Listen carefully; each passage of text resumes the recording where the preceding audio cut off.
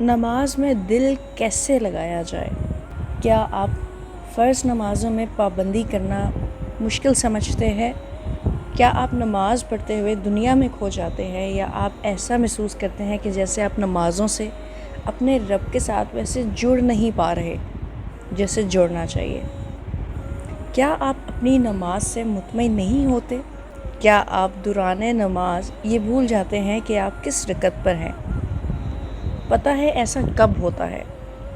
ایسا تب ہوتا ہے جب ہماری نماز میں برکت نہیں رہتی۔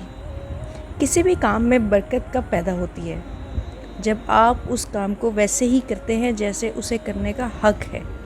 ہم روزمرہ میں جتنے بھی کام کرتے ہیں ان سب کا اپنا اپنا ایک مختلف طریقہ ہے اور ادب ہے، اور اسی طرح نماز کا بھی اپنا طریقہ ہے، اور نماز کے بھی اپنے آداب ہیں، لیکن ہم اپنے طریقوں کو فالو نہیں کرتے تو اللہ آپ کی نمازوں سے برکت اٹھا لیتا ہے۔ پھر نماز پڑھ کر بھی ایسا لگتا ہے جیسے نماز پڑھی ہی نہ ہو۔ نماز پڑھتے تو سبھی لوگ ہیں، لیکن ان کی نماز جو ادب کے ساتھ پڑھتے ہیں اور ان نمازوں میں جو ادب کے ساتھ نہیں پڑھی جاتی، بہت فرق آتا ہے۔ آج ہم نماز کا ادب کرنا سیکھیں گے۔ وقت پر نماز پڑھنا۔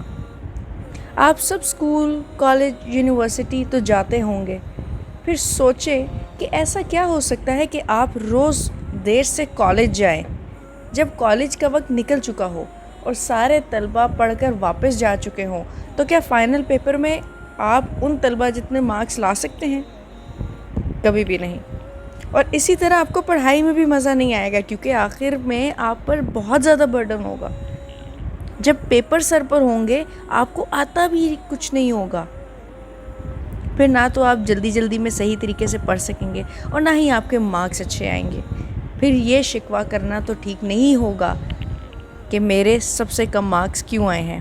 اب دیکھیں آپ میں اور ان بچوں میں جو پابندی سے لیکچرز لیتے تھے اور صبح سویرے اپنی نیند قربان کر کے وقت پر کالج آیا کرتے تھے، ان میں کیا فرق ہے؟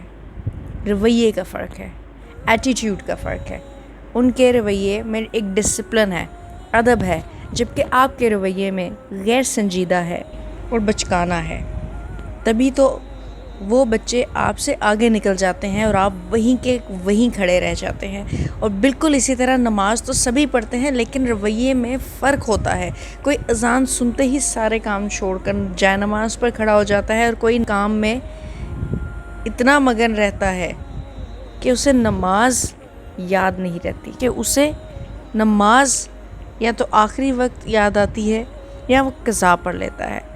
پھر آپ خود بتائیں، اس کی نماز میں جو اللہ کو اول رکھتا ہے اور اس کی نماز میں جو دنیا کو اول رکھتا ہے، فرق ہوگا یا نہیں ہوگا؟ تو اب جب آپ وقت پر نماز نہیں پڑھیں گے تو وقت گزرنے کے بعد ہی پڑھیں گے، اور جب وقت گزرنے کے بعد پڑھیں گے تو جلدی جلدی میں پڑھیں گے کہ اگلی نماز کا وقت نہ ہو جائے، تو ایسے نہ تو آپ کو نماز پڑھ کر سکون ملے گا اور نہ ہی آپ کا دل نماز میں لگے گا۔ جس کام میں ڈسپلن ہی نہیں ہوگا، آپ کیسے توقع رکھ سکتے ہیں کہ آپ کو اس کام سے فائدہ پہنچے گا؟ نبی کریم صلی اللہ علیہ وآلہ وسلم کے بارے روایت ہے کہ اللہ کی بارگاہ میں سب سے محبوب عمل وقت پر نماز پڑھنا ہے۔ ہم سب چاہتے ہیں کہ اللہ فوراً ساری دنیا سے پہلے ہماری دعا سن لے اور ہماری دعائیں قبول کر لے، لیکن کیا ہم نے کبھی دنیا سے پہلے اللہ کی سنی ہے؟ کیا ہم نے کبھی دنیا سے پہلے اللہ کو رکھا ہے؟ آپ جو کام خود نہیں کرتے، وہ کام جب اللہ نہ کرے تو آپ کو غصہ کیوں آتا ہے؟ آپ مایوس کیوں ہوتے ہیں؟ اللہ نے تو ہمیں سارے طور طریقے بتا رکھے ہیں، اللہ نے ہمیں وقت بتا رکھا ہے۔ یہ تو ہم ہیں جو اس وقت پر اللہ تک پہنچ ہی نہیں پاتے۔ اللہ رکعتیں نہیں دیکھتا، اللہ طریقہ دیکھتا ہے کہ میرے کس بندے نے کس طرح مجھ سے مانگا ہے اور کس طرح سے مجھے منایا ہے۔ تو اگر آپ چاہتے ہیں کہ نماز میں آپ کا دل لگے تو اذان ہوتے ہی فوراً سارے کام چھوڑ کر جائے نماز پر کھڑے ہو جایا کریں، اور یہ نہ بھولا کریں کہ جن کاموں کو آپ اللہ کے لیے چھوڑ کر اللہ کی طرف آتے ہیں، وہ کام اللہ خود پورے کرواتا ہے، اور ان کاموں میں اللہ آپ کی خود مدد کرتا ہے۔ سو اذان ہوتے ہی اللہ کے سامنے جھک جانا چاہیے، پھر اللہ بھی آپ کے منہ سے دعائیں نکلتے ہی انہیں آپ کے حق میں بہتری سے قبول کرے گا۔ سورہ نساء کی آیت نمبر 103 ہے، جس میں اللہ پاک فرماتا ہے، یقیناً نماز فرض کی گئی ہے وقت کی پابندی کے ساتھ، وقت کی پابندی کے ساتھ۔ کوئی تو مصلحت ہوگی جو اللہ نے اور ہمارے نبی صلی اللہ علیہ وآلہ وسلم نے ہمیں نماز وقت پر پڑھنے کا حکم دیا ہے۔ جب اذان ہوتی ہے نا تو شیطان کا پورا زور ہوتا ہے کہ انسان نماز نہ پڑھے یا ادھر ادھر کے کاموں میں لگ جائے۔ اس کے لیے عین نماز کے وقت شیطان ہمارے ذہنوں میں وہ باتیں اور خیالات بھی ڈالنے لگتا ہے جو ہمیں سالوں سال یاد نہیں آتے۔ تو شیطان یوں نماز کے اول وقت میں ہمارا دھیان نماز سے ہٹاتا ہے، اور پھر جب ہم نماز کا اول حصہ مس کر دیتے ہیں تو آخری حصے میں پھر تیزی سے نماز پڑھتے ہیں، اور جب ہم تیزی سے نماز پڑھتے ہیں تب اکثر یہ بھی بھول جاتے ہیں کہ ہم کس رکعت پر تھے، اور نہ ہی ہم وہ سکون حاصل کر پاتے ہیں جس کے لیے نماز کا حکم دیا گیا ہے۔ سو ہم جب نماز کو ٹالتے رہتے ہیں تب ہم اصل میں شیطان کا کام آسان کر رہے ہیں، اور یوں شیطان ہم پر مکمل حاوی ہو جاتا ہے۔ سورہ مریم کی آیت نمبر 59 میں اللہ پاک فرماتے ہیں، انہوں نے نمازیں ضائع کر دیں اور نفسانی خواہشوں کے پیچھے پڑ گئے، سو ان کا نقصان ان کے آگے آئے گا۔ یعنی ایسے لوگ جنہوں نے نماز چھوڑ دی یا نماز کے معاملے میں غفلت اور بے پرواہی سے کام لیا، انہوں نے اپنی نمازیں ضائع کر دیں، یعنی نہ وہ نماز کا حق ادا کر سکے اور نہ ہی نماز انہیں کوئی فائدہ دے سکی۔ ایک مسلمان اور اس کے رب کے درمیان قائم ہونے والا رشتہ نماز کا ہے، عبادت کا ہے، تو اگر نماز ہی چھوڑ دی تو سارے رشتے یہیں ترک ہو جاتے ہیں۔ جب عملی تعلق ہی ختم کر دیا تو پھر خیالی تعلق بھی ختم ہو جاتا ہے۔ جب سر ہی نہیں جھکے گا سجدے میں، پھر چاہے ہاتھ لاکھ دفعہ بھی اٹھے کوئی فائدہ نہیں۔ سو نماز کبھی بھی ترک نہیں کرنی، اور کوشش کرنی ہے کہ جب اللہ آپ کو آواز دے تو اس کی سننے والوں میں اور اس کی جانب بھاگنے والوں میں آپ بھی شامل ہوں۔ نماز کے لیے خشوع و خضوع۔ اب ہم میں اکثر لوگ ایسے بھی ہوتے ہیں جو آہستہ آہستہ نماز پڑھتے ہیں لیکن پھر بھی نماز میں خود کو اور کاموں میں کھویا ہوا محسوس کرتے ہیں، یا جنہیں نماز میں اللہ کے ساتھ کنیکشن ایک محسوس نہیں ہو رہا ہوتا۔ یہ بہت نارمل چیز ہے۔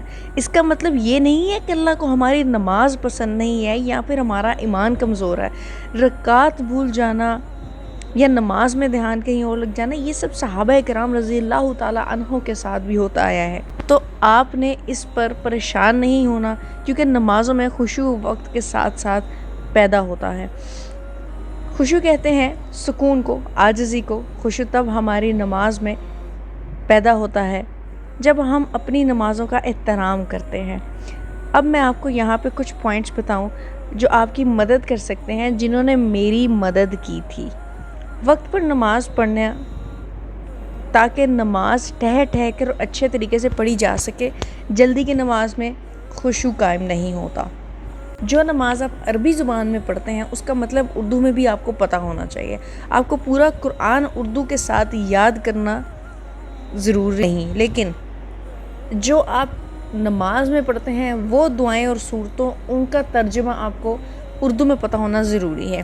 جب ہم نماز پڑھتے ہیں تو ہمارے ذہن میں ادھر ادھر کے خیالات اسی لیے آتے ہیں کیونکہ ہمارا دماغ کا آدھا حصہ نماز پڑھ رہا ہوتا ہے اور آدھا حصہ خالی ہوتا ہے، تو اس خالی حصے میں پھر شیطان بار بار وسوسے ڈالتا ہے۔ سو جب نماز پڑھیں تو ہر سورت کی عربی پڑھنے کے ساتھ ساتھ اس کا اردو ترجمہ اپنے ذہن میں دہراتے رہیں۔ اس سے آپ کا آدھا دماغ نماز کی طرف اور آدھا دماغ اس ترجمے کی طرف بھی رہے گا اور آپ کا دماغ مصروف رہے گا۔ اس طرح شیطان آپ کے دماغ میں نہیں آ سکے گا۔ جب ترجمہ پڑھیں تو یہ سوچنا کہ آپ اللہ کے سامنے کھڑے ہیں اور اللہ سے یہ ساری باتیں کہہ رہے ہیں۔ آپ نے تب یہ نہیں سوچنا کہ بس سورتیں پڑھنی ہے اور نماز ہو جانی ہے، بلکہ آپ نے یہ سوچنا ہے کہ میرا سامنا اس ٹائم میرے اللہ سے ہو رہا ہے اور میں پوری دنیا کو چھوڑ کر اپنے اللہ سے ملنے آیا ہوں اور مجھے یوں ملنا ہے، یہ باتیں کرنی ہیں اس ملاقات میں۔ کوشش کریں کہ خاموش جگہ پر نماز پڑھیں جہاں ارد گرد سے کوئی شور نہ آ رہا ہو، کیونکہ جب آپ شور والی جگہ پر نماز پڑھتے ہیں تب آپ کا دھیان نماز پر توجہ نہیں دے پاتا۔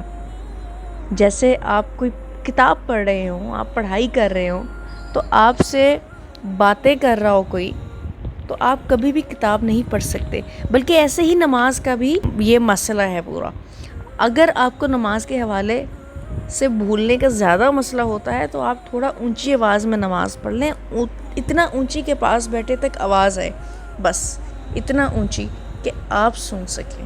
نماز میں مضبوطی آہستہ آہستہ اور پابندی کرنے سے آتی ہے۔ آپ نے یہ نماز سوچ کر نہیں پڑھنی کہ میرا دھیان بڑھ جاتا ہے، یا پھر میں نماز کے دوران بھول جاتا ہوں کہ کیا پڑھ رہا تھا، کس رکعت پہ تھا۔ ان چیزوں کے سوچ کے نماز نہیں چھوڑنی، کیونکہ آپ کو پتہ ہے ایک دفعہ حضور اکرم صلی اللہ علیہ وآلہ وسلم نماز پڑھ چکے تھے۔ ابراہیم علیہ السلام نے کہا، آپ صلی اللہ علیہ وسلم نے اس نماز میں زیادہ یا کمی کر دی۔ اس پر جب رسول اللہ صلی اللہ علیہ وسلم نے نماز پڑھا تو صحابہ نے آپ صلی اللہ علیہ وسلم سے عرض کیا کہ اے اللہ کے رسول، کیا نماز میں کوئی نئی تبدیلی آئی ہے؟ اس پر اللہ کے رسول صلی اللہ علیہ وآلہ وسلم نے فرمایا، وہ کیا ہے؟ تو صحابہ کرام نے عرض کیا، آپ نے اتنی رکعتیں اس دفعہ پڑھائی ہیں، یعنی معمول سے ہٹ کر پڑھائی ہیں۔ تو یہ سن کر رسول اللہ صلی اللہ علیہ وسلم نے اپنے پاؤں موڑے، قبلے کی طرف رخ کیا اور 2 سجدے کیے اور فرمایا، اگر نماز میں کوئی نئی بات ہوتی تو میں تمہیں ضرور بتاتا، لیکن میں انسان ہوں، جس طرح تم بھولتے ہو اس طرح میں بھی بھول جاتا ہوں، اور اسی لیے جب بھی بھول جاؤں تو مجھے یاد دلایا کرو، اور جب تم میں سے کوئی نماز بھول جائے کہ کس رکعت پہ تھا تو نماز کے آخر میں 2 سہو کے سجدے کرے۔ یہ صحیح مسلم 1274 ریفرنس کے ساتھ حدیث ہے۔ نماز وقت کے ساتھ ساتھ ہی انسان کو آتی ہے، بس ضروری ہے کہ نماز پڑھی جائے۔ یہ جو پوائنٹس میں نے آپ کو بتائے ہیں، آپ نے ان پر ضرور عمل کرنا ہے، اور پھر دیکھنا 4 سے 5 مہینوں میں آپ کو اتنی عادت ہو جائے گی کہ نماز میں کوئی دوسرا خیال نہیں آئے گا۔ بس کوشش کرتے رہیں، کیونکہ اللہ کوشش کرنے والوں کو ہی پسند کرتا ہے اور کوشش کرنے والوں کی مدد کرتا ہے۔ سبق چاہے جتنا بھی سمجھ میں آئے، لیکن موجودگی بہت ضروری ہے، حاضری لازمی ہے۔ اللہ ہم سب کے لیے نماز پڑھانا، سمجھنا اور اس کی پابندی کرنا آسان فرما دے۔